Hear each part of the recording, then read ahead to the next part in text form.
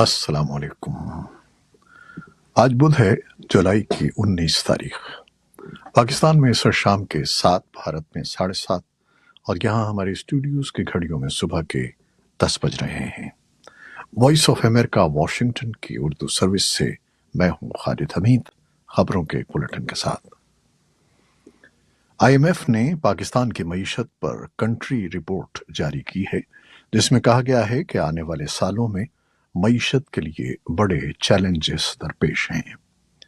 Report में कहा गया है कि पाकिस्तान की मईशत को गुज़श्ता बरसों में सैलाब, यूक्रेन में जंग से अजनास की कीमतों में इजाफे और बैरूनी और दाखिली माली हालात के सख्त होने के साथ साथ दीगर उमूर की वजह से बड़े झटके लगे हैं। इन झटकों ने माशी हालात को बिगाड़ दिया और कोरोना के बाद की बहाली के अमल को रोक दिया। इस तरह मुल्क की मईशत की तरक्की रुक गई, इफरात ज़र में इजाफा हुआ, गैर मुल्की ज़र मुबादला के ज़खायर बहुत कम सतह तक गिर गए और माली और बैरूनी दबाव शदीद हो गया। माहिरीन के मुताबिक पाकिस्तान की मईशत को बरामदात में इजाफे, तवानाई के शोबे में मसाइल के हल, हुकूमत के तहत चलने वाले कारोबारी इदारों की निजकारी और सबसे बढ़कर मौसमियाती तब्दीली से नबर्द आसमां होने के लिए फौरी इस्लाहात और तवील मुद्दती मुस्तकिल पॉलिसियों की जरूरत है। साबिक वजीर आजम इमरान खान के प्रिंसिपल सेक्रेटरी आजम खान ने उनके खिलाफ एक मुबैना बयान जमा कराया है, जिसमें उन्होंने अमरीकी साजिश के बयानिए को ड्रामा करार दिया है। पाकिस्तानी मीडिया के मुताबिक आजम खान ने यह बयान दफा 164 के तहत मैजिस्ट्रेट के सामने रिकॉर्ड करवाया है। अमेरिका ने भी इमरान खान के इन इल्जामात की कई मौके पर तरदीद की थी। अमरीकी महकमे खारजा ने इस अरसे के दौरान मुख्तलिफ मौके पर कहा था कि अमरीका पाकिस्तान के अंदरूनी मामलात में मुदाखलत नहीं करता, ताहम मुल्क में जमहूरी कदरों के तहफ़्फ़ुज़ की हिमायत करता है। पाकिस्तान तहरीक इंसाफ की जानिब से इस पेशरफ्त के जवाब में बयान जारी किया गया है और आजम खान को एक ईमानदार शख्स करार देते हुए कहा गया है कि वो इस बयान को उस वक्त तक कबूल नहीं करेंगे जब तक कि आजम खान को खुद ये कहते हुए न सुन लें। दारुल हुकूमत इस्लामाबाद और मुल्हिका शहर रावलपिंडी में मूसलाधार बारिश के बाइस नशेबी इलाकों में तुग़यानी आ गई और मामूलात जिंदगी दरहम बरहम हो गए। बुध की सुबह इस्लामाबाद में मजदूरों के कैंप के करीब ज़ेर तामीर पुल की दीवार गिरने से कम से कम 13 अफराद हलाक हो गए। इस्लामाबाद और रावलपिंडी में रेन एमरजेंसी नाफिज कर दी गई है और बाज़ इलाकों में फौज के जवान तैनात हैं। मुसलसल बारिश के बाइस नाला लेई में पानी की सतह खतरनाक हद तक 14 फुट तक बुलंद हो गई है। पाकिस्तान, उज़्बेकिस्तान और अफगानिस्तान के दरमियान 760 किलोमीटर तवील रेलवे ट्रैक की तामीर के लिए एक प्रोटोकॉल पर दस्तखत किए गए हैं। इस्लामाबाद में मंगल को रात गए तालिबान के कंट्रोल वाले अफगान सिफारतखाने की जानिब से जारी बयान के मुताबिक तिरमिस लोगर खरलाची रेलवे मंसूबा इलाकाई राब्तों और तिजारत को फरोग देगा। अफगानिस्तान में रेलवे की तामीर के नए रूट से कबल ये मंसूबा उज़्बेकिस्तान को तोरखम के रास्ते पाकिस्तान से मिलाने के लिए तैयार किया गया था। काबुल में ब्यूटी सैलून की मालिकान और वर्कर्स ने तालिबान हुकूमत की जानिब से खवातीन के ब्यूटी पार्लर्स पर पाबंदी के खिलाफ मुजाहरा किया है। बुध को होने वाले मुजाहरे में ब्यूटी सैलून्स की मालिकान और वर्कर्स पर मुश्तमिल लगभग 30 खवातीन शरीक हुई, जिन्होंने पाबंदी के खिलाफ नारों के कतबे उठा रखे थे। तालिबान एहलकारों ने मुजाहिरीन को मुंतशिर करने के लिए हवाई फायरिंग की।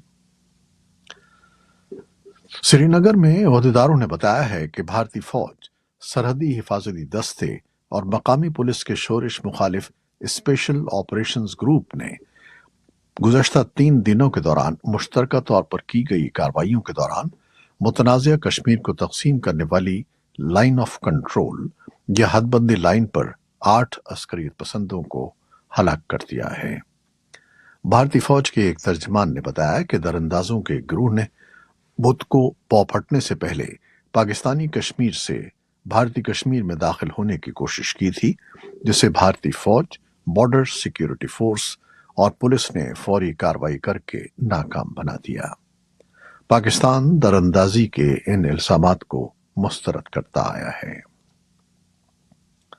بھارت کی حزب اختلاف کی 26 جماعتوں کی جانب سے Indian national development inclusive alliance India کے نام کے اتحاد کے اعلان کے بعد سیاسی اور صحافتی حلقوں میں یہ بحث تیز ہو گئی ہے کہ کیا اپوزیشن کا اتحاد انڈیا حکمراں جماعت بی جے پی کے اتحاد این ڈی اے کو سن 2024 کے پارلیمانی انتخابات میں شکست دینے میں کامیاب ہو سکے گا؟ وزیر اعظم مودی نے اپوزیشن اتحاد پر تنقید کرتے ہوئے کہا کہ منفی سوچ پر قائم اتحاد کبھی کامیاب نہیں ہوگا۔ این ڈی اے تیسری بار مسلسل کامیابی حاصل کرے گا، لیکن انہوں نے اپوزیشن اتحاد کا نام نہیں لیا۔ تجزیہ کاروں کے مطابق دونوں اتحادوں کے لیے مشکل گھڑی اس وقت آئے گی جب انہیں حلیف جماعتوں کے ساتھ نشستوں پر مفاہمت کرنا ہوگی۔ امریکہ کے وزیر دفاع لائٹ آسٹن نے تصدیق کی ہے کہ انضباطی کارروائی کا سامنا کرنے والا ایک امریکی فوجی شمالی کوریا کی حراست میں ہے۔ پریس کانفرنس میں وزیر دفاع کا کہنا تھا کہ ہم صورتحال کا بغور جائزہ لے رہے ہیں اور معاملے کی تہہ تک پہنچیں گے۔ امریکی حکام کے مطابق شمالی کوریا میں داخل ہونے والے 25 سالہ فوجی کو جنوبی کوریا سے ٹیکساس واپس لے جایا جا رہا تھا، جہاں سے وہ فرار ہو گیا۔ فرار کے بعد مذکورہ فوجی جنوبی کوریا کے سرحدی گاؤں جانے والے سیاحوں کے گروپ میں شامل ہو کر شمالی کوریا میں داخل ہو گیا۔ شمالی کوریا نے تاحال امریکی فوجی کو حراست میں لینے کی تصدیق نہیں کی ہے۔ تاہم کوریا میں امریکی افواج کے ترجمان کا کہنا ہے کہ وہ اس معاملے پر شمالی کوریا کی فوج سے رابطے میں ہیں۔ جنوبی کوریا کے صدر یون سوک یول نے بدھ کے روز امریکی جوہری ہتھیاروں سے لیس بیلسٹک میزائل آبدوز یو ایس ایس کینٹکی کا دورہ کیا اور شمالی کوریا کو اس کی تازہ اشتعال انگیز کارروائیوں پر خبردار کیا۔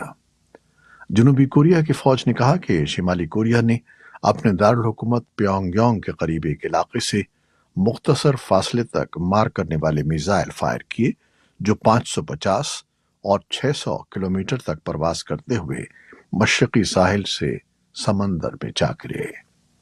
شمالی کوریا نے گزشتہ ہفتے ایک نئے ٹھوس ایندھن والے بین البراعظمی بیلسٹک میزائل سمیت جوہری وار ہیڈ لے جانے کی صلاحیت والے طاقتور میزائلوں کا تجربہ کیا ہے۔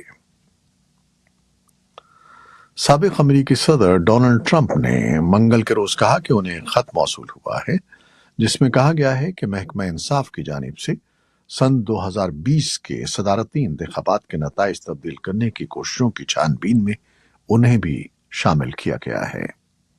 اس سے پہلے ان پر نیو یارک اور فلوریڈا میں ریاستی اور وفاقی سطح کے الزامات ہیں اور جارجیا میں الیکشن میں مداخلت کی ایک علیحدہ چھان بین نتائج کے قریب ہے۔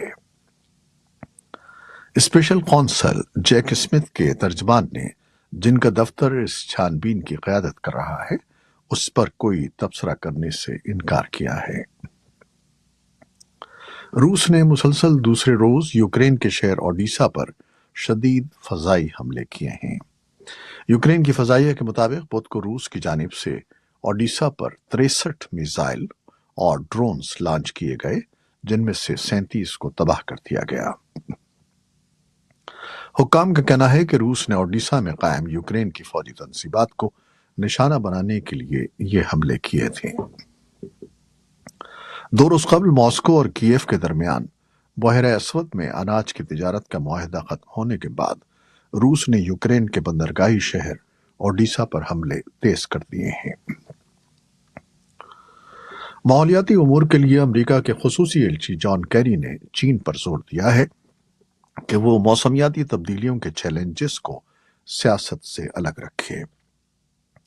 جان کیری نے بدھ کو چین میں نائب صدر ہان ژینگ سے ملاقات کی۔ جان کیری نے کہا کہ چین اور امریکہ مل کر ماحولیاتی تبدیلیوں سے نمٹنے کی کوششوں میں अहम किरदार अदा कर सकते हैं। मुलाकात में चीनी नायब सदर ने माहौलियाती उमूर में बीजिंग और वाशिंगटन के दरमियान रवाबित बढ़ाने के लिए जॉन कैरी की कोशिशों को सराहा। शाम के सरकारी मीडिया की रिपोर्ट्स के मुताबिक बुध की सुबह इसराइल ने दमिश्क के इलाके पर फजाई हमले किए हैं। शाम की सरकारी खबर रसां एजेंसी साना के मुताबिक शाम के फजाई दिफा ने ज्यादातर मिसाइलों को मार गिराया है। एक बयान में फौजी जराये का हवाला देते हुए कहा गया है कि फजाई हमले में 2 फौजी जख्मी हुए हैं और कुछ माली नुकसान हुआ है। इसराइली हुकाम ने फौरी तौर पर कोई तबसरा नहीं किया। बर्तानिया में पोर्टलैंड की बंदरगाह पर एक बहरी जहाज लंगर अंदाज हुआ है जो 500 तारिकीन वतन को आर्जी रिहाइश फराहम करने के काम आएगा, जबकि बर्तानिया की पार्लियामेंट ने पनागुजीनों की आमद को रोकने से मुताल्लिक एक ऐसे बिल की मंजूरी दी है जिसे मुतनाज़ा करार दिया जा रहा है।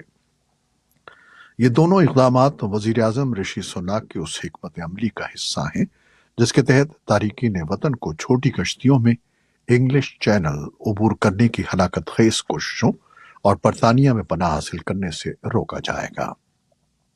ये बिल बरतानिया के शाह चार्ल्स सोम की जानिब से मंजूरी के बाद कानून बन जाएगा। ये थी वो खबरें जो फेसबुक लाइव पर हमने आपके लिए पेश की। खालिद हमीद को इजाजत दीजिएगा। अल्लाह हाफिज।